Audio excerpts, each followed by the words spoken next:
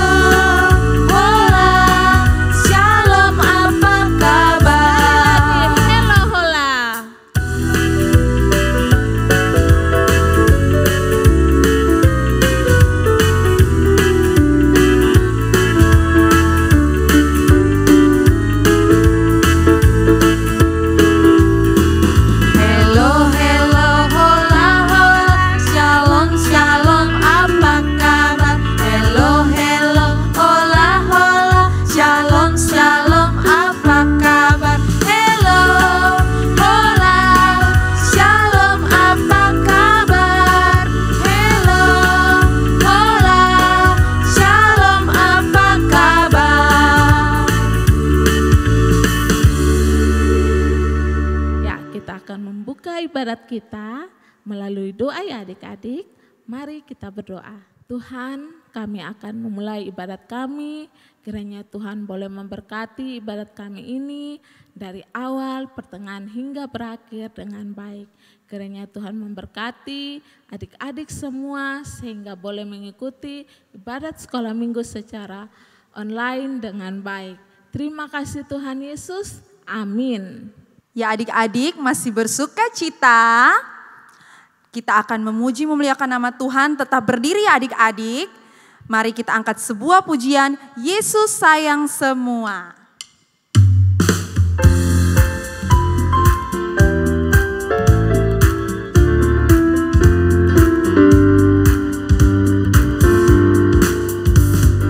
Yesus sayang semua.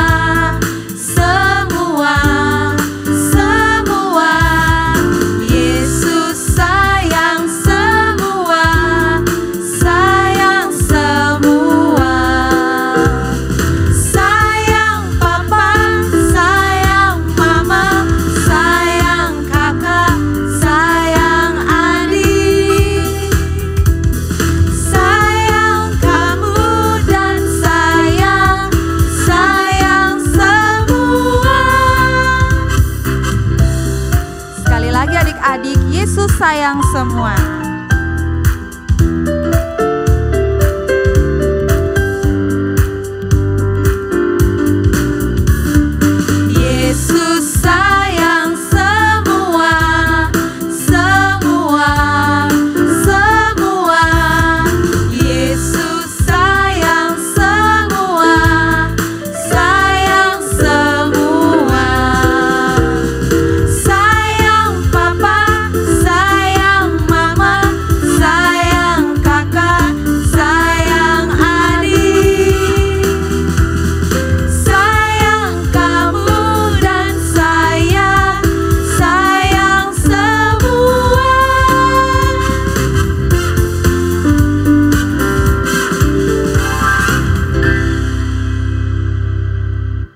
Ya adik-adik, Yesus sayang semua, kita semua Yesus sayang ya. Nah, masih bersuka cita bersama, kita angkat satu pujian lagi. Masih semangat kan? Memperingati Hari Anak Nasional yang jatuh pada tanggal 23 kemarin. Karena itu kita percaya bahwa Yesus cinta semua anak dan walaupun kita berbeda-beda tetapi kita tetap satu. Ya, kita angkat sebuah pujian, Yesus cinta semua anak.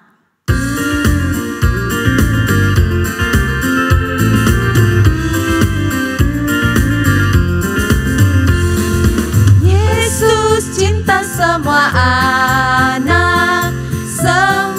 anak di dunia.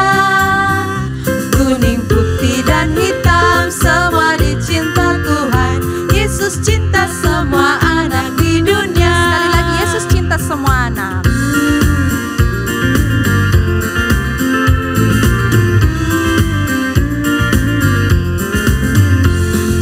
Yesus cinta semua anak, semua anak di dunia. Kuning, putih, dan hitam, semua dicinta Tuhan. Yesus cinta semua anak di dunia. Kuning, putih, dan hitam. Kuning, putih, dan hitam, semua dicinta Tuhan. Yesus cinta semua anak di dunia.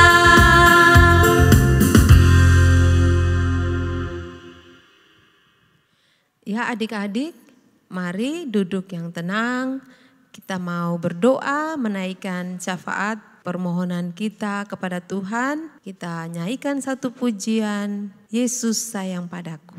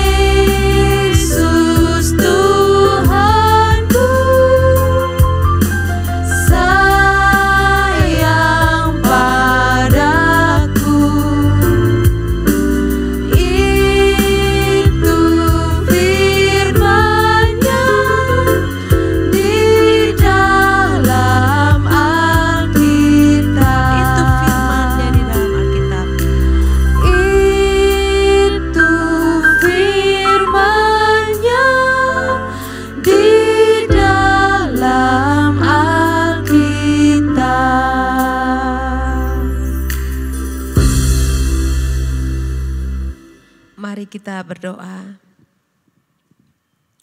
Tuhan Yesus yang baik, terima kasih karena Engkau begitu sayang kepada kami anak-anak-Mu. Terima kasih Tuhan, Engkau boleh hadirkan kami di tengah bangsa kami Indonesia. Kami menjadi anak-anak Indonesia yang Tuhan pilih, yang Tuhan boleh tempatkan untuk menjadi anak-anak yang memuliakan nama Tuhan dan juga menjadi kebanggaan bagi bangsa dan negara kami. Terima kasih Tuhan, kami datang kepadamu, kami mau berdoa Tuhan untuk anak Indonesia. Tuhan, Engkau memberkati semua anak yang ada di negara kami. Baik itu yang kecil, yang besar, dengan berbagai macam latar belakang suku, bangsa, bahasa, budaya. Tuhan, kami bersyukur untuk keragaman yang Tuhan berikan. Kiranya Tuhan tetap menolong kami untuk bersatu hati, bergandengan tangan untuk kesatuan bangsa Indonesia. Tuhan tolong semua anak-anak yang terus belajar, berprestasi dan membawa kebanggaan, mengharumkan nama bangsa.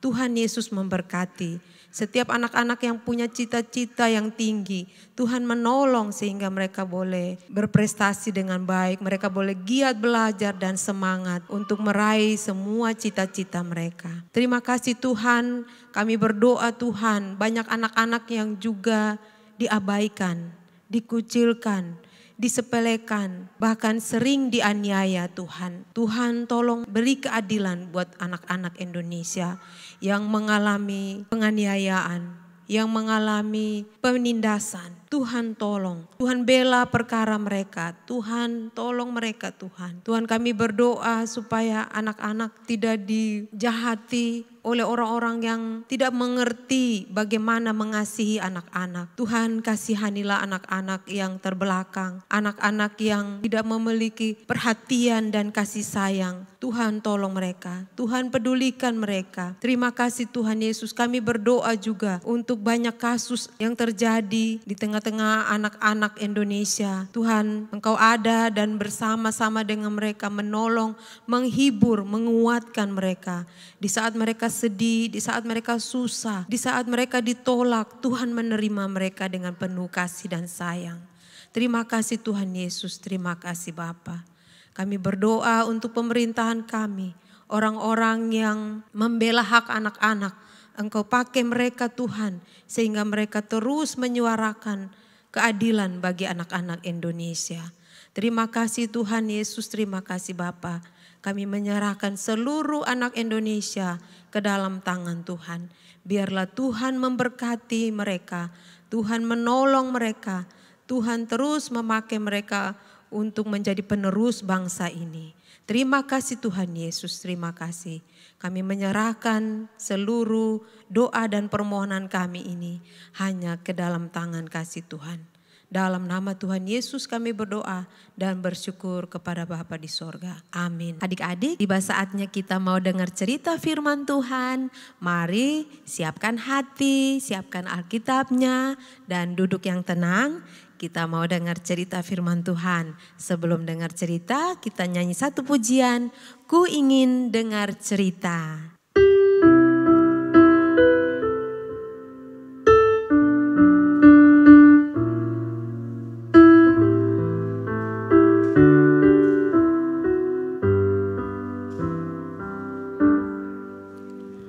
Ku ingin dengar cerita tentang perbuatan Allah. Biarlah cerita itu tetap tinggal dalam hatiku sampai selama-lamanya.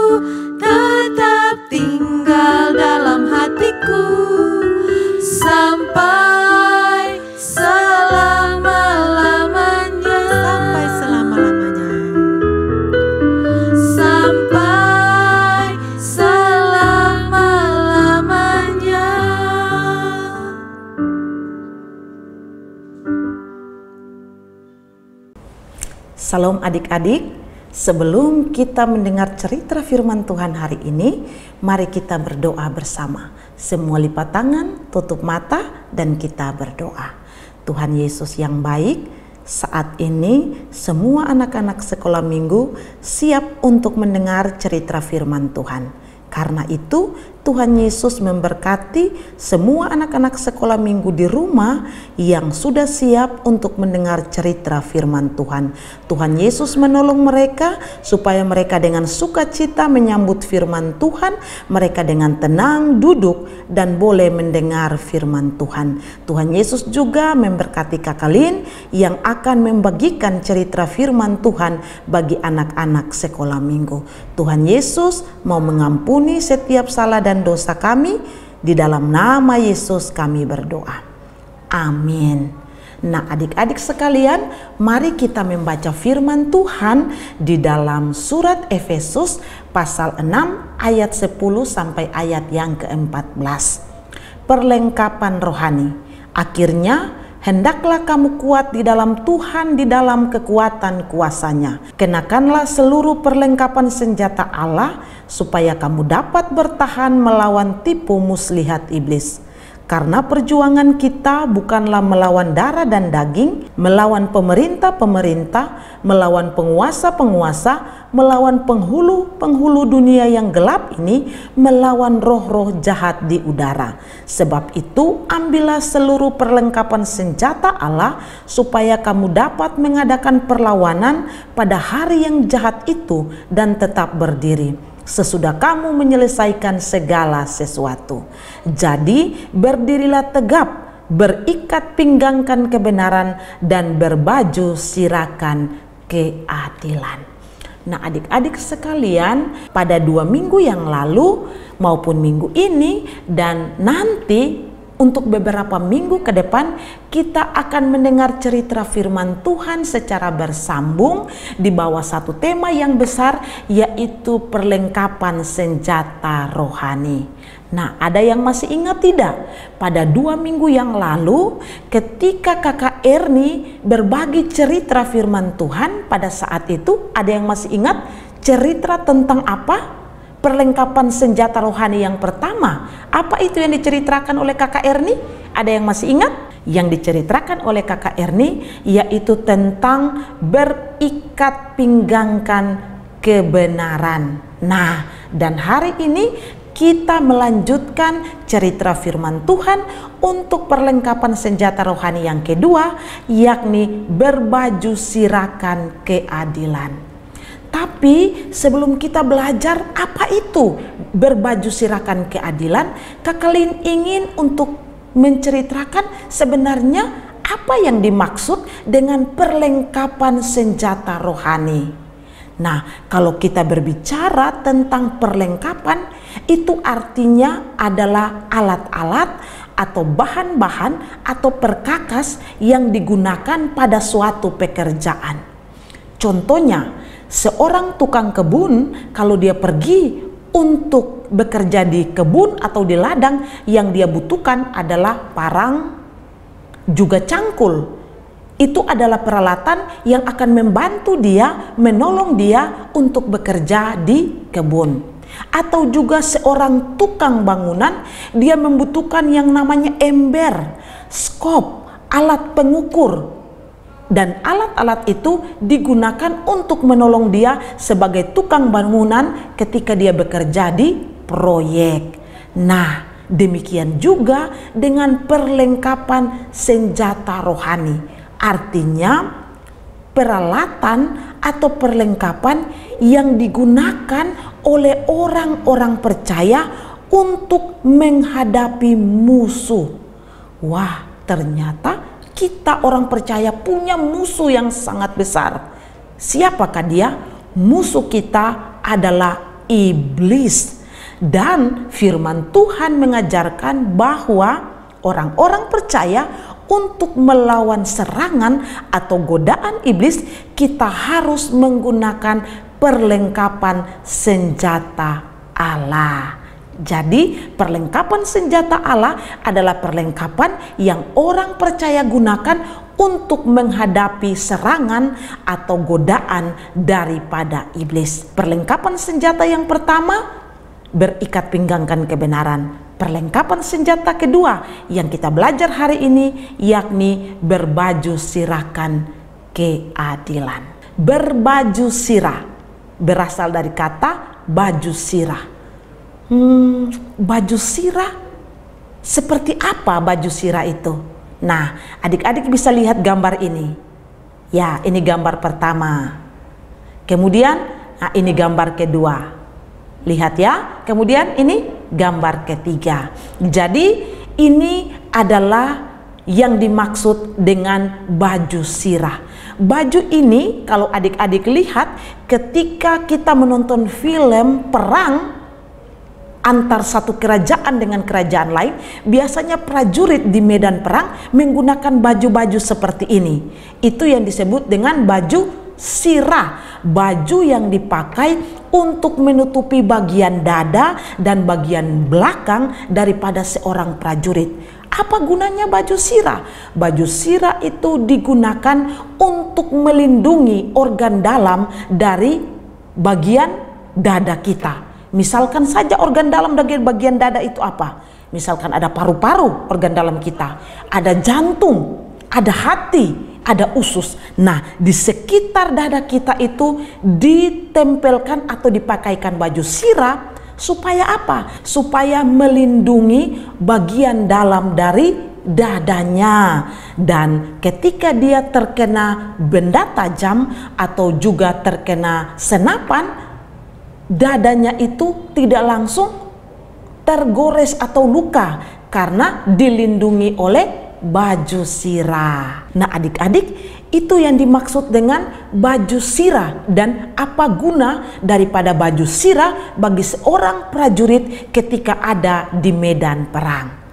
Demikian juga sama dengan kita sebagai anak-anak Tuhan, sebagai anak-anak sekolah minggu, sebagai orang-orang percaya. Dunia di mana kita tinggal adalah medan perang. Kenapa?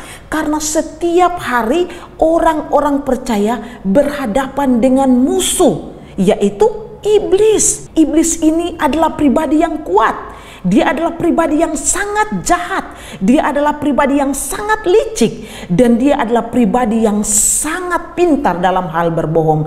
Dan setiap hari iblis menggoda, menyerang orang-orang percaya supaya membuat orang-orang percaya jatuh ke dalam dosa.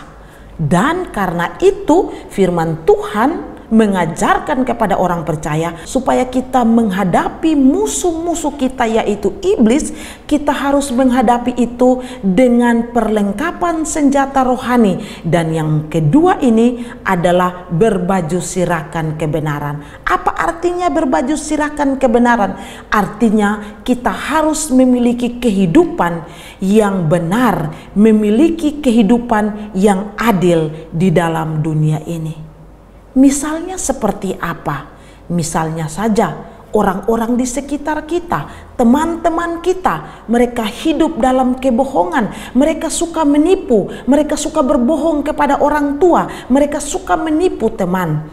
Tapi anak-anak Tuhan harus hidup dalam kebenaran, artinya harus hidup dalam kejujuran. Kalau teman-teman berkata bohong, sebagai orang percaya, anak-anak sekolah minggu harus berkata jujur terhadap apa yang terjadi atau apa yang dia lakukan.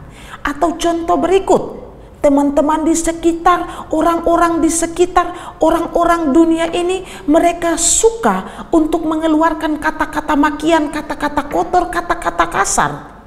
Tapi orang-orang percaya harus hidup dalam kebenaran, yakni menggunakan kata-kata yang baik, kata-kata yang benar ketika bertutur kata dengan orang tua di rumah, dengan guru di sekolah, dengan teman-teman di mana saja.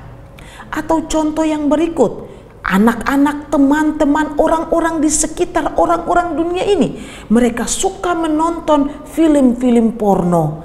Tapi anak-anak sekolah minggu, orang-orang percaya, Tuhan mau supaya kita menghindari diri, kita tidak boleh menonton film-film porno. Dan masih banyak lagi contoh-contoh yang lain di mana dunia melakukan kejahatan, teman-teman kita di sekitar melakukan kejahatan, tapi sebagai orang percaya kita hidup dalam kebenaran, berbaju sirahkan kebenaran.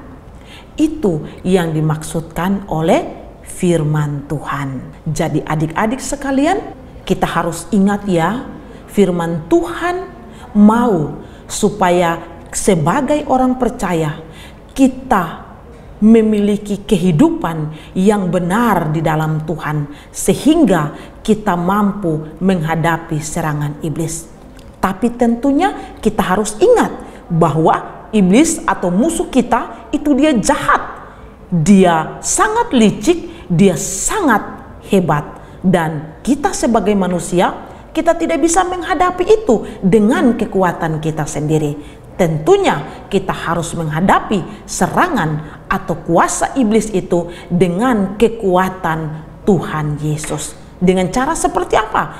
Meminta pertolongan Tuhan, berdoa meminta kekuatan daripada Tuhan, supaya Tuhan berikan kekuatan kepada kita sebagai anak-anak sekolah minggu untuk menghadapi serangan daripada iblis. Dan firman Tuhan mengajarkan salah satunya juga adalah dengan hidup dalam kebenaran atau berbaju sirahkan kebenaran. Kalau kita memiliki baju sirah kebenaran, yaitu hidup kita di dalam kebenaran, maka godaan iblis yang bagaimanapun, misalkan godaan iblis untuk menyuruh kita menipu, godaan iblis untuk menyuruh kita berkata-kata kasar, kata-kata kotor, godaan iblis untuk menipu kita supaya kita menyukai film-film porno, kita bisa menolak semua itu. Karena apa? Karena kita mencintai hidup di dalam kebenaran. Dengan demikian adik-adik, sebagai orang-orang percaya, mari kita berjuang, kita berusaha supaya kita hidup di dalam kebenaran. Sama arti dengan kita berusaha supaya kita berbaju sirahkan keadilan, sehingga musuh-musuh kita dengan segala strateginya yang banyak itu, saat dia datang dan ingin menggoda kita, kita bisa menolak itu dengan kehidupan kita yang benar di hadapan Tuhan. Kiranya Tuhan Yesus menolong anak-anak sekolah minggu semuanya supaya menjadikan anak-anak sekolah minggu memiliki kehidupan yang benar di hadapan Tuhan, berbaju sirahkan keadilan, sehingga mampu menghadapi kekuatan tipu muslihat dan juga godaan dari iblis, dan tentunya berdasarkan kekuatan yang Tuhan berikan kepada kita. Kiranya Tuhan Yesus memberkati kita dengan cerita hari ini. Mari kita berdoa.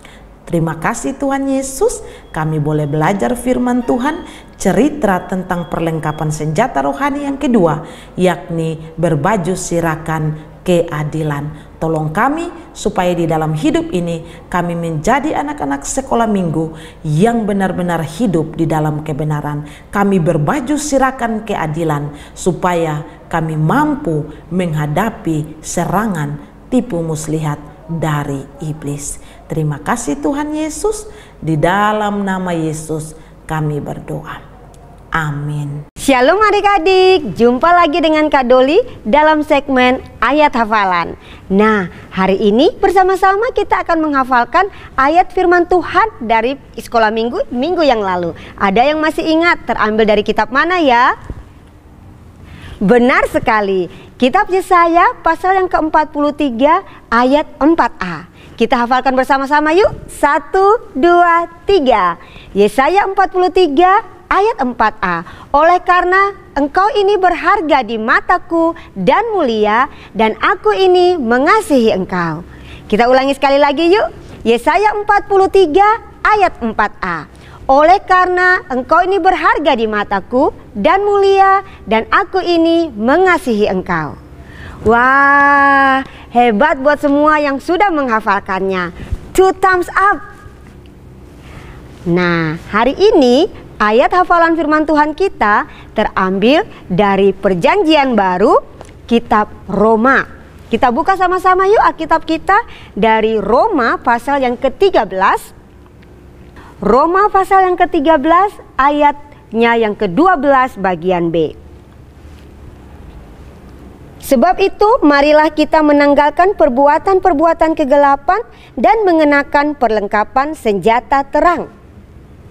Roma 13 ayat yang ke-12b.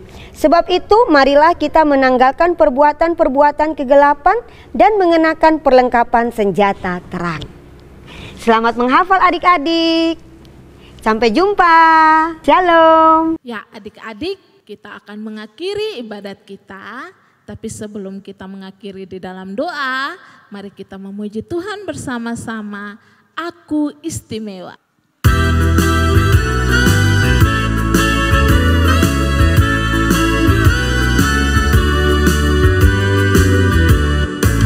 Aku istimewa bukan karena katamu. Aku istimewa bukan karena kau puji. Bukan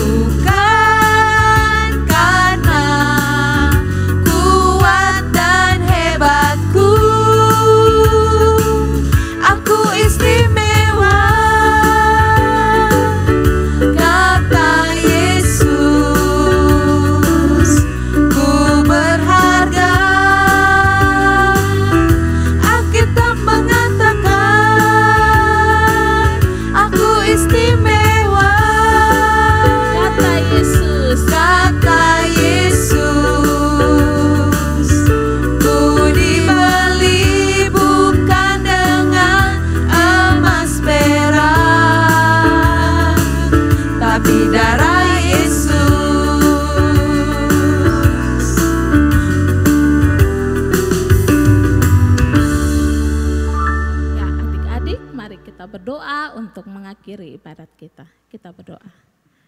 Tuhan, terima kasih karena Tuhan telah memimpin ibadat kami ini dari awal hingga berakhir dengan baik.